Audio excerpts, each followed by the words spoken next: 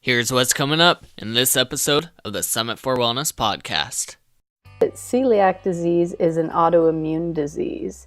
And as I go through some of this material, you'll find out that that is really key, that it's autoimmune, because in any autoimmune disease, there's 3 essential components in order for the disease process to start and to continue.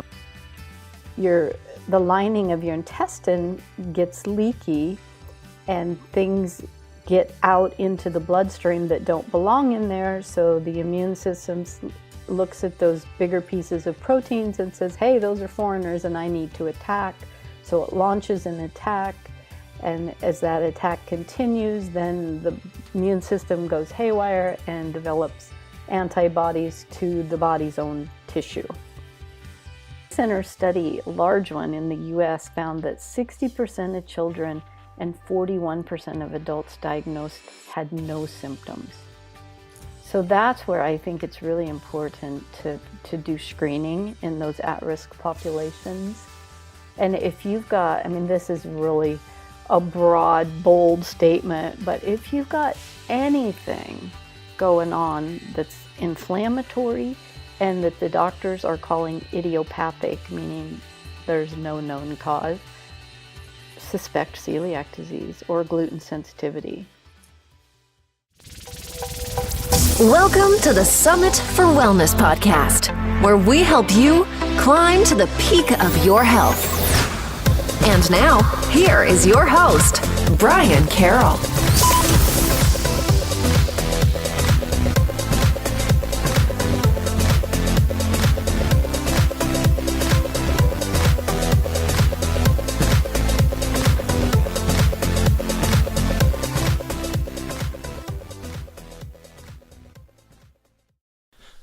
Welcome to episode 11 of the Summit for Wellness podcast. Today we will be discussing celiac disease, which is a gluten-related disease, and how so many people are misdiagnosed or undiagnosed with celiac, and how much celiac has become more prevalent in our culture. So that will be a lot of fun to go over. At one point in the episode, we were talking about different gluten-free foods and food items and ways to make gluten-free easier for people to jump on board with. And one of the ways that you can do that is by utilizing some of the more natural food markets that we have available to us, especially in the online market. And one of those companies that provides a lot of those gluten-free foods and also paleo-rich foods is Thrive Market, which is an online retailer, and they have a lot of great products that you can get at really close to wholesale prices. And we actually have a way that you can take advantage of Thrive Market by receiving 25% off of your first order with them. And if you go to summitforwellness.com/thrive, you will be able to receive that offer. Okay, without further ado, let's get to the show. Our guest today is Terri Ward from Tualatin, Oregon. Terri works with families around the globe who have autoimmunity and food allergies to help them find joy in eating and cooking again. Terri is on fire to educate both the public and doctors about celiac disease. After suffering from ill health for more than a decade, she had an aha moment about her own health after the birth of her first granddaughter, and now has a passion for helping others on their gluten-free healing journey. Terri is the owner of Terri Ward Nutrition and Wellness, and she has a Master's of Science in Human Nutrition and Functional Medicine. She is also a nutritional therapy practitioner and a certified gluten practitioner. Please welcome Terri Ward to the show. Hi, Brian. Thank you for having me. It's great to be here. Yeah, we are so lucky to have you on here to talk about celiac, because I think there's a lot of misconception about what celiac actually is. So could you talk a little bit about what celiac is for the people that might not know? Sure, yeah, it's definitely misunderstood, even by doctors, unfortunately, and it's one of my favorite topics. So I'll start by saying that celiac disease is an autoimmune disease. And as I go through some of this material, you'll find out that that is really key, that it's autoimmune, because in any autoimmune disease, there's three essential components in order for the disease process to start and to continue, and it takes all three. So a lot of people think it's all about genetics, but even though you have a genetic predisposition, you also have to have an environmental trigger, meaning something from the outside is coming in, and intestinal permeability, also known as leaky gut. So what happens is something, and we can talk about this more too, but the lining of your intestine gets leaky and things get out into the bloodstream that don't belong in there. So the immune system looks at those bigger pieces of proteins and says, hey, those are foreigners and I need to attack. So it launches an attack. And as that attack continues, then the immune system goes haywire and develops antibodies to the body's own tissue. So those are called autoantibodies. And it's also important to note that celiac it's chronic, lifelong, and it's systemic. So it can cause injury to any organ in the body, and it can develop at any age, even in the elderly. In fact, a lot of doctors are trained to think that this is a pediatric disease, but the onset of symptoms actually peak in one's 50s and 60s. So is celiac a disease? It kind of sounds like it takes a little while for it to come on. This isn't something that just happens overnight, correct? Well, it can be triggered by different things like pregnancy. Sometimes a pregnancy will trigger celiac disease, or a certain stressor can trigger it. So it can come on at any time, but you will also have you'll have to have leaky gut and the genetic predisposition for that to happen. So are there specific foods that flare up celiac more than others? Absolutely. Gluten, and everybody's probably heard of gluten now. It's such a buzzword. It's derived from the Latin word meaning glue, and it is the major storage protein in grains. All grains have gluten, but the culprit glutens that cause the problem come from wheat, barley, and rye. And you'll sometimes hear oats because those are generally processed in a facility that does those other grains, and so they're cross-contaminated. Gluten is what gives bread dough its elasticity. So, you probably, if you've ever tried gluten-free bread, know that it just isn't quite what wheat bread is. Definitely not. And we'll talk about more gluten-free foods a little bit later because I'm curious about that. So when it comes to celiac disease, how rare is it for someone to develop it? Well, the prevalence in the general population is said to be 1%.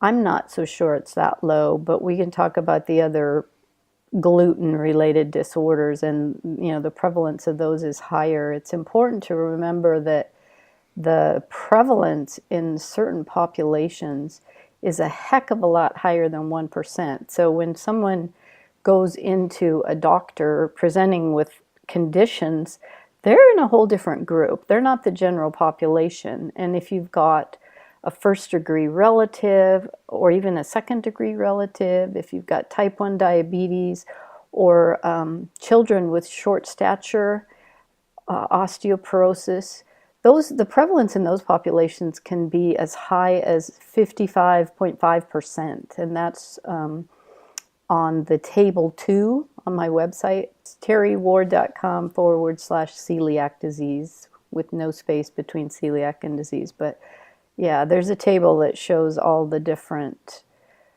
associated conditions and at-risk groups. And that to me is that table. Anyone that belongs in one of those populations should be screened for celiac disease, whether they have symptoms or not.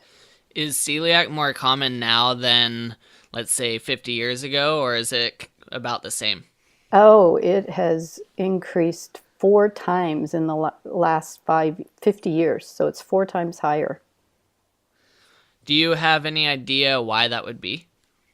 Well, genetics hasn't changed, obviously, but I think there's a whole lot of things that increase our intestinal permeability. We have so many environmental toxins and different assaults on our gut that cause it to be leaky. And then wheat has changed. I mean, modern wheat has 2 peptides in it that weren't present in the ancient wheat, like einkorn, that no one can digest. Not just someone with celiac disease, but no human can digest these particular peptides. And zonulin is a protein in the lining of the intestine that controls the permeability. That's upregulated by gluten. So anybody that consumes gluten has their tight junctions opened up a little bit to increase intestinal permeability. In someone that has celiac disease, it doesn't close up as well, but you've still got that period where, you know, things are getting into the immune system that shouldn't be there, into the bloodstream that shouldn't be there. So you're saying just eating gluten itself, even if you aren't celiac, could cause the inflammation in your gut lining to create leaky gut? Yes, and I think that that's why we're seeing an increase in all autoimmune diseases. Yeah, that's kind of a scary thought. So with the leaky gut, is this gluten affecting intestinal permeability, is that one of the main reasons why people start to develop the celiac if they have the genetic predisposition? Absolutely. I mean, I think that the integrity of our gut just can't be undervalued. That's where all disease starts, is in the gut. So you mentioned earlier that there's other gluten-related disorders. Are these disorders precursors to celiac, and what type of disorders are these? Well, those are shown on that same web page in under spectrum. On the left side, there's allergic conditions, and those are what an allergist will look for. You know, it's the where you might have anaphylaxis or asthma as a response. And then you've got the autoimmune, and celiac disease has a particular enzyme that's attacked by the autoantibodies in the intestinal villi. So you've got these little hairs lining your intestine, and those are called microvilli. It's like shag carpet, and when the autoantibodies come in, they just mow it down, and so they destroy your brush border enzymes and, you know, do all kinds of damage. And that enzyme is called tissue transglutamase 2. And then we've got dermatitis herpetiformis, which is really celiac disease manifesting in the skin. That's the same enzyme, but with 3. I might mix these up, but I'm pretty sure the dermatitis herpetiformis is TTG3. And then gluten ataxia, which manifests in the brain, is TTG6. And unfortunately, a lot of screenings, when you go to the gastroenterologist or medical doctor, they're only testing for TTG2 in the gut. So it's really important to take, you know, into account that, like I said before, celiac can manifest in any organ. It's systemic. And, you know, doctors are just trained to look for it in the gut, but it can manifest a whole bunch of different ways. And then if you test positive for the antibodies, but they go in and they do histology and biopsies, doing an endoscopy, if they don't find a certain level of damage to the intestines, they won't give you the diagnosis of celiac disease. But if you respond well to a non-gluten diet, gluten-free, they'll say that you have non-celiac gluten sensitivity. And it is truly what they call a clinical entity now, this non-celiac gluten sensitivity. And there's a lot of people, experts out there now, that really believe this is on the spectrum of celiac disease. So it could just be early signs. In fact, the guidelines they use when they go in and measure the damage to those microvilli were developed by a Dr. Marsh. And he said, I'm gonna read this in quotes because I don't want to mess it up, but if a doctor does not treat a patient with a negative endoscopy and biopsy and a positive blood test, and that patient later develops a lymphoma or severe fracture from osteoporosis, what would be that physician's medical legal defense? It is important to be prudent in the treatment of this category of patient. So what he's essentially saying is that if you've got those antibodies, the doctors better be telling their patients not to eat gluten, because you could develop lymphoma or osteoporosis or something down the road. This is really interesting because there's kind of a misconception out there between a lot of people that they say if you don't have celiac, then gluten has no effect on you whatsoever. So to hear that you might not have celiac developed right now, but the gluten could still be disrupting your system or possibly leading towards these other gluten-related disorders, I think that's starting to change that idea that it's either you have a sensitivity to gluten and you have celiacs, or you don't. There's not that fine line like a lot of people think. Right. And if, you're just a little sensitive, you don't need to be so careful. But if you've got antibodies, every time you eat gluten, you're inflaming your body, something fierce. And those antibodies can be produced for several weeks and stay in your body for several months. We'll get to that later, how to actually remove that from the system. But earlier you mentioned that a lot of doctors only test for or do one test. Why do you think that is? Why aren't they testing for all these other tests? I think medical practice is generally about 17 years behind the research. And so even though the research is out there, it just hasn't been implemented. And they really still believe that the gold standard is the intestinal biopsy.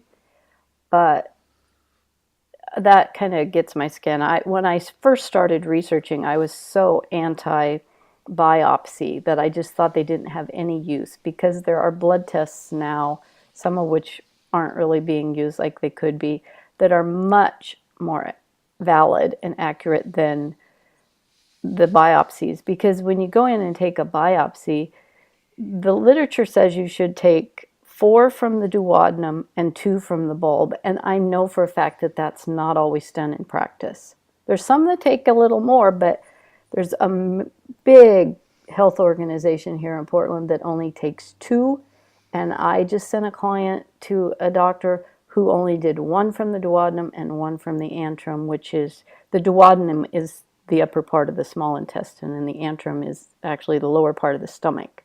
So for her to even be able to rely on those results, it's just not possible, because the damage can be really spotty. But antibodies in the blood, they don't lie. So if we were to do blood testing, what type of blood testing would you do? Well, I have a couple of different labs that I like to work with, and they test a lot more. Of course, both of the labs test TTG2, 3, and 6. And then they will test you. You also have to test your total immunoglobulins, because if those are depressed, then you may not have the response just because you don't have the immunoglobulins to measure. And then there's also one of the ones I just found out about, I've been working with it, it's really exciting. They actually test for zonulin that I mentioned before, and then something called LPS, which is lipopolysaccharides from bacteria. And those, if those are in your blood, that's an indicator of leaky gut. Those, the LPS should not be in your blood. And so that gives us something to work on. So you measure it, and then, as you do some work and healing, you can say, okay, what does it look like now? So are those blood tests, are they covered by insurance, if you know, or are those ones that you have to order for yourself? Typically, the two labs that I work with aren't covered by insurance. There may be some insurances that cover them if they're ordered by a doctor, and I'm always happy to work with somebody's doctor to try and even educate them and try and explain the labs to them, because most of them aren't familiar with them unless they're like a naturopath or a functional medicine doctor. The other thing that these labs measure are some of the other components that are in wheat, because it's not just gluten that can be a problem in wheat. And it sometimes, well, one study found that nearly 1/3 of 920 patients with irritable bowel syndrome were really suffering from wheat sensitivity. And sometimes you probably know from working with your clients that sometimes it's not the food that's the culprit, it's the glyphosate, or, the fact that it's not organic, some pesticide that's on the food. Wouldn't you think that's the case in your practice? Yeah, and it's interesting because it was like a month and a half ago I went down to Chile, so the other end of the Americas, and a lot of one of their big staples down there is bread, kind of like here, but typically I have reactions to gluten, and when I was down there I was like, let's see what happens, because I've heard that internationally wheat is processed a lot differently, and sometimes people who have reactions to gluten in the States don't have the same reactions elsewhere. And I noticed that I wasn't having those same reactions down in Chile like I do at home.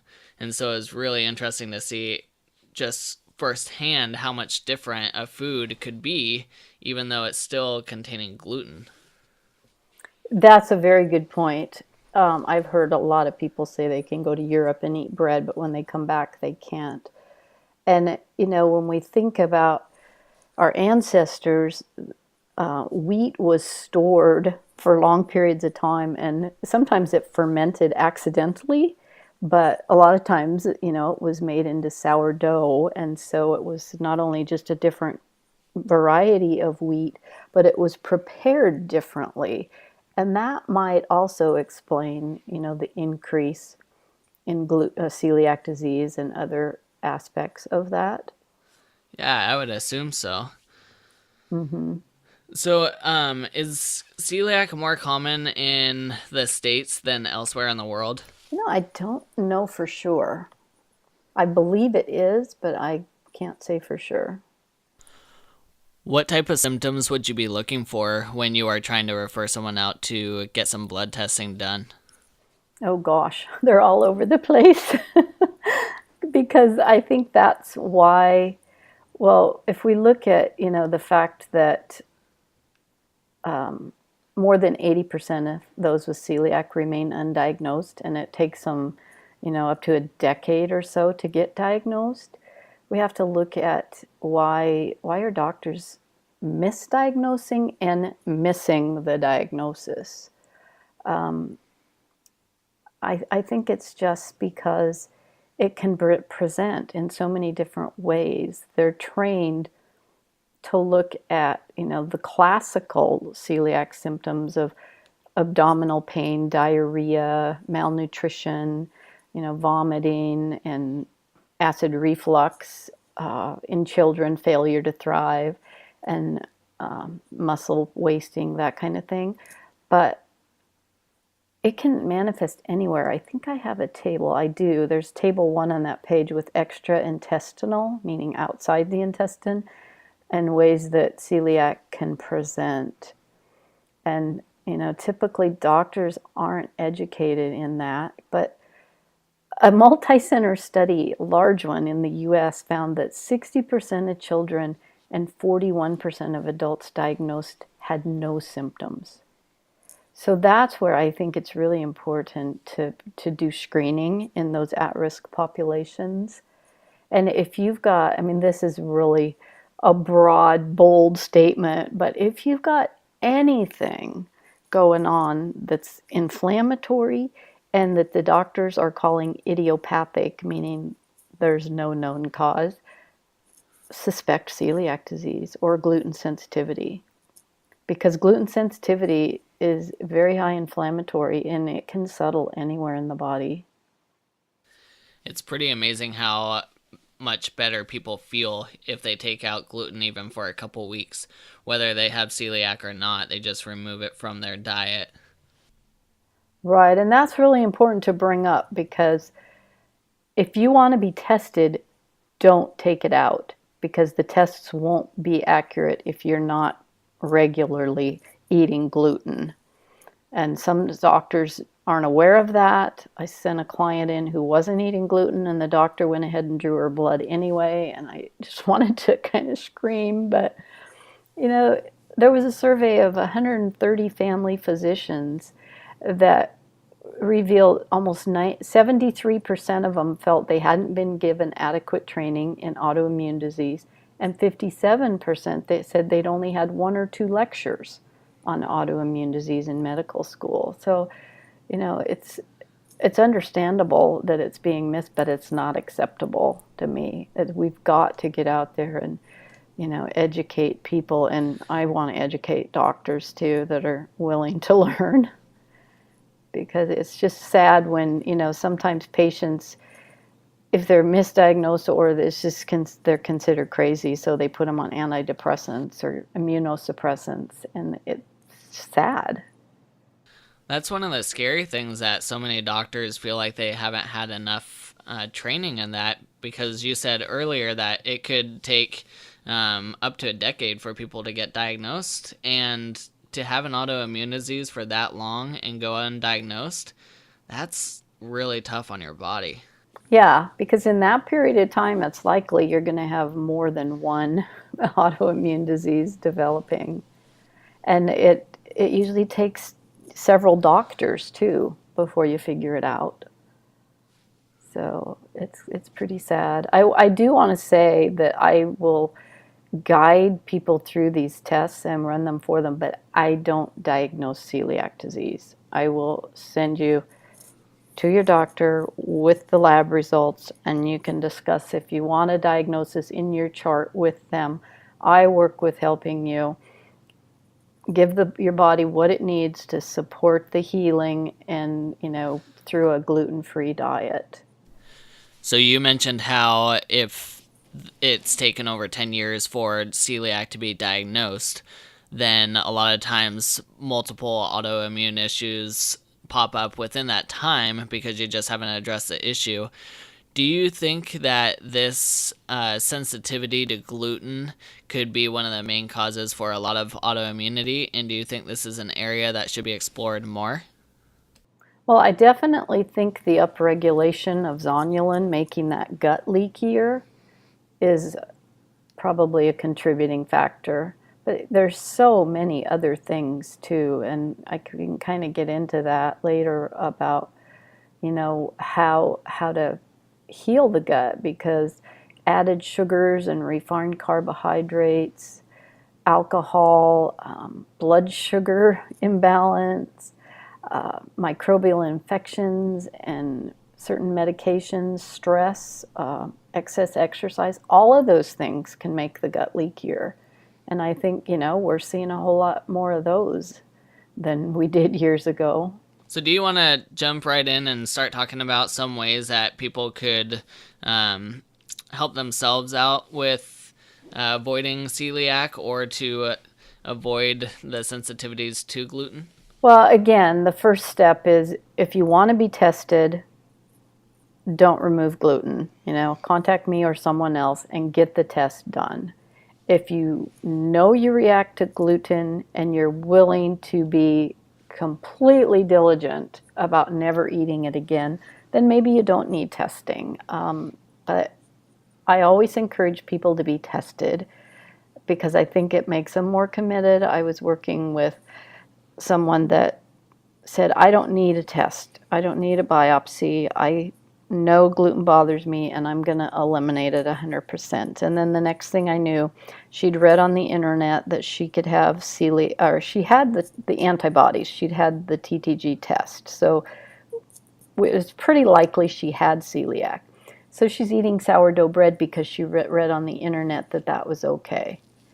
And for some people, that might be okay if you're just a little sensitive or you're reacting to a certain component of wheat, but that's never okay for celiac disease. So, it's really important. The gluten-free diet is considered the only treatment for celiac disease. And yes, it has to be a lifelong diet, but unfortunately, it's not enough. I mean, most people will feel better within a few weeks, but healing generally takes at least 6 to 12 months. And sometimes it never happens completely because they aren't supporting the other things that need to happen. In fact, this is really scary, Brian.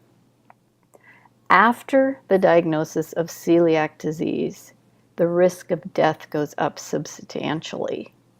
And I know that sounds really weird, but depending on the study that you look at, within the first 1 to 5 years, it can increase like up to 5-fold from all causes of death, including suicide. And so why is that? We have to look at wheat constitutes 78% of oligosaccharides in the American diet. So what are oligosaccharides? They're prebiotics. So in celiac disease, the microbiota, all the gut bacteria, are really messed up. And probiotics help rebuild that, but prebiotics are what the good bacteria feed on. So when you take out gluten, if you're just eating like gluten-free products that are higher glycemic and lower fiber than their wheat component, comparables, you've done a big disservice to your gut and your microbiota. So, your immune system is going to be significantly compromised. And your brain function too, because it's all tied to the gut, right? Yeah, so in that case, what do you use for prebiotics? It depends. A simple way would just be to make sure you at least eat a starchy vegetable every day. Some people, it might take a little bit more, like some psyllium husk or something like that. What starchy vegetables are you talking about? Are you talking like sweet potatoes or something else? Yeah, that's my favorite right there. But you want to vary them.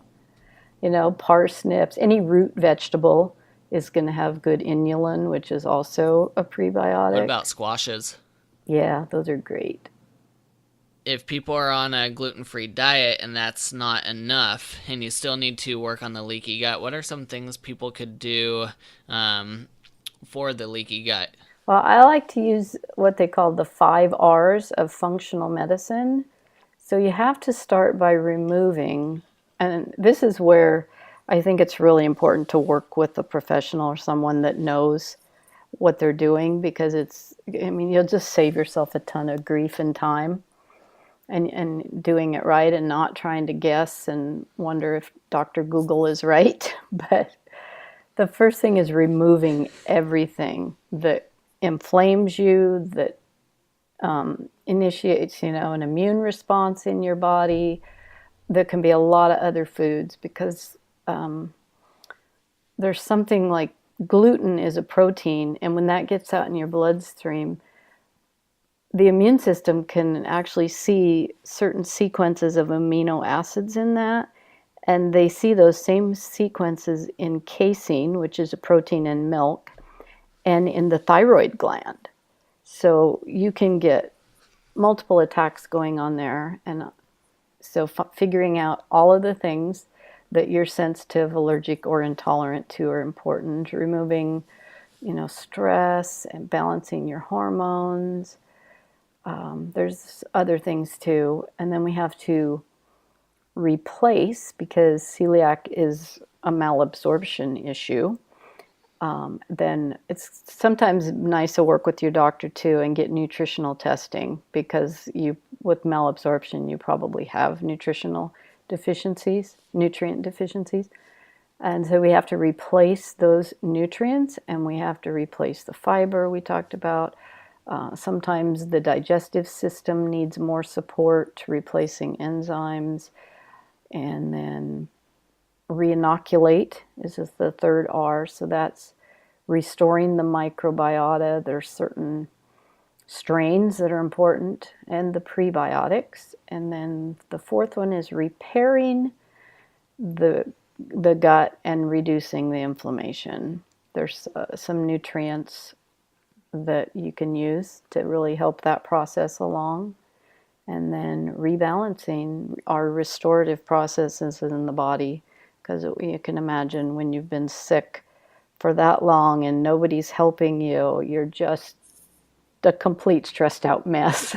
So, you kind of want to get into maybe meditation or make sure your sleep is optimized, those kind of things to rebalance. So one of the really interesting things that you brought up is the molecular structure of gluten is similar to your thyroid gland. So is there a big correlation between celiac disease and Hashimoto's?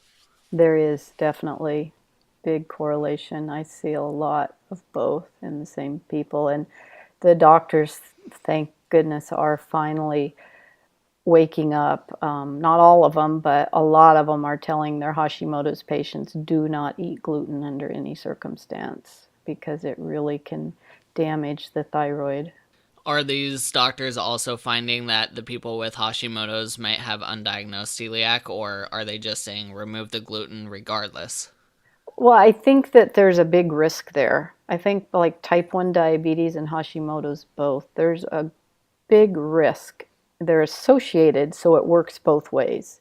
If you've got one or the other, you really need to be alert and taking precautions so that you don't get the other. Okay, so let's say I have celiac disease, or I think I have celiac disease, and I want to be on a gluten-free diet. I'm working with a practitioner. Typically, the gluten-free products that you find in the stores still aren't that healthy of options, and a lot of times they don't taste very good. So what are some ways that you make food taste better, and how do you use gluten-free products with your clients? Gluten-free products is something that kind of makes me cringe a little bit because it's mostly processed food. And like I said before, they're usually higher glycemic even than your wheat products. I just don't like anyone eating processed food. The real food, whole food, nutrient-dense foods are the best for us. And, if you think about fruits, vegetables, nuts, seeds, berries, fish, meat, seafood, those naturally don't have gluten. So if you're eating those things, which we all should be, you're not going to get gluten. If you're eating at a restaurant, you do have to watch out because they like to coat the meat in flour before they throw it in. They'll cook, and you'll get cross-contamination. But it's real easy to use, like if you really want to put flour on your meat before you fry it up or cook it, just use rice flour instead of wheat flour. There are a lot of all-purpose gluten-free flours out there now that you can buy already mixed up. I've always used, I'm sure you could Google Carol Finster's all-purpose flour blend. That's the one I've always had great success with that, as long as you use a little xanthan gum with it. Now, if you're using these other flours, a lot of times they don't have the same consistency as regular all-purpose flour that most people use that contains the gluten. So when you're cooking with it, are you having to change the way you make your recipes by adding in other stuff along with these flours, or do you use more flours, less flour? That's where the xanthan gum comes in. I'm not a real fan of gums, but it's necessary because the gum kind of does what the gluten does. And you're never probably going to get a side-by-side test where the gluten-free product is better than the wheat product. But I can say I do Bob's Red Mill gluten-free brownie mix. I use a little bit of extra xanthan gum in it. I use ghee instead of butter because I'm sensitive to casein. And I use port wine instead of the liquid. And those are killer brownies. People eat, they're so fudgy. People eat them and they're like, there's no way these are gluten-free, but they're killer. So there is ways to make food taste really good when you're eating gluten-free. Oh, absolutely. I've been doing it for more than a decade. And, people come to my house and they don't know even that they're eating gluten-free. I planned our class reunion last summer, and it was in a small town, and I swore the caterer to secrecy that she would not reveal the entire menu for the weekend was gluten-free, and nobody knew it until they saw me eating the brownies. That's amazing. Mm-hmm. I think that's one of the interesting thing about people being more sensitive to gluten now is people are starting to get more creative with the way that they cook and starting to have to revert back to older times and eating a lot less processed types of foods. Yeah, it's much easier now. I mean, there's gluten-free products out there that weren't available before, and now you're seeing paleo products that kind of make up for the unhealthiness of gluten-free products because you have, more whole food type of flours in those. They're not as refined. But those are definitely improvements and options that weren't available, even 10 years ago.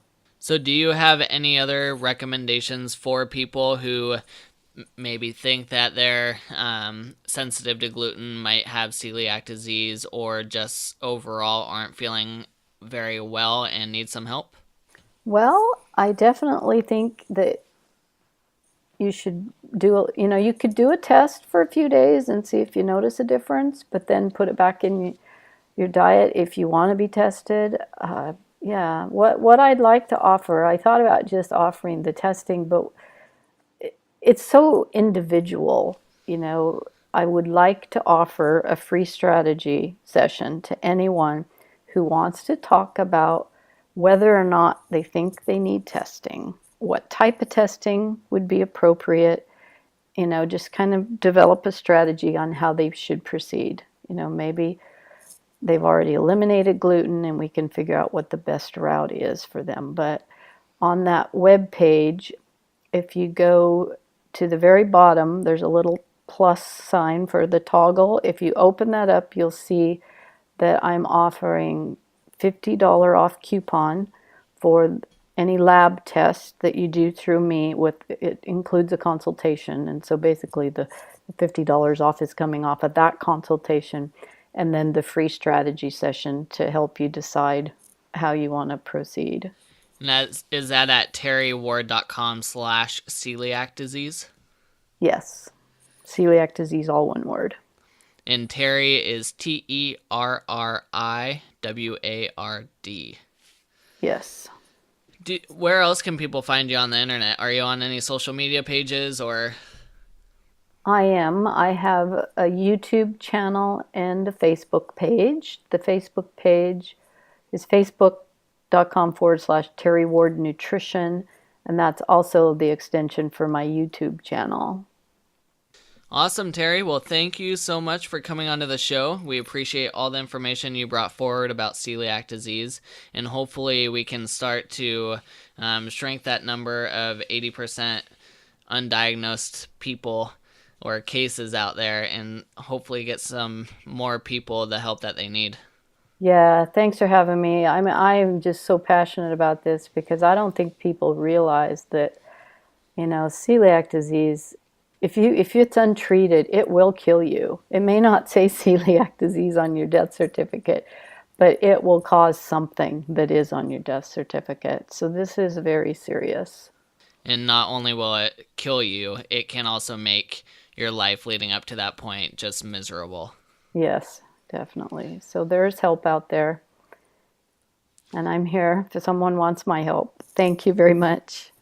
Okay, if you want to find out more about Terri Ward, go to terriward.com And also, if you want to download some of her visual aids and see more information about celiac, then visit terriward.com/celiac disease, all one word.